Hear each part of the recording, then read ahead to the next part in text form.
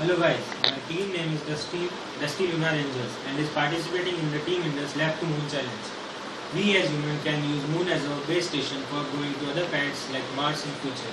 And for that, first of all, we have to find the ways to sustain life from the available resources on Moon and thereby colonizing it.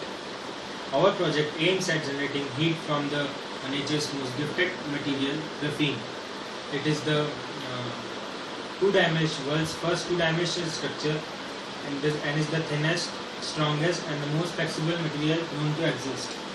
Graphene, a special form of carbon, can conduct electricity and generate more heat better than anything else.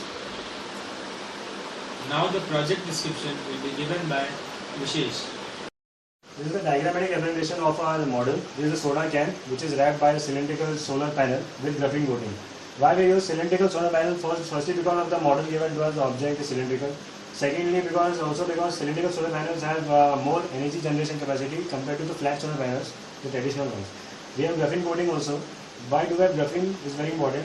Graphene has the property of free delocalized electrons which are free to move and thus they can conduct electricity. How? We'll see. The dust particles, the lunar dust particles on the moon surface, they contain electrostatic charges and they are always in constant levitation.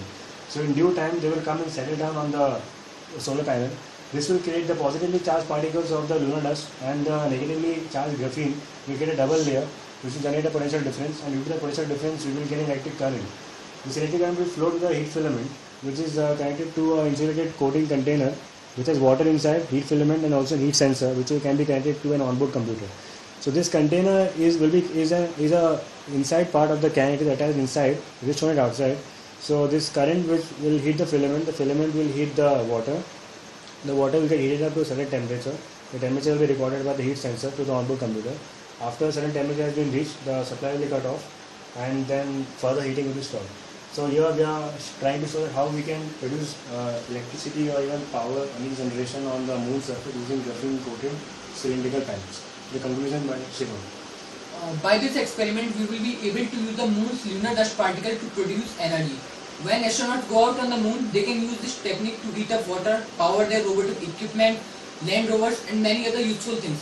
In this project, we are carrying water from the earth for the experimental purpose only, not to contaminate the moon soil.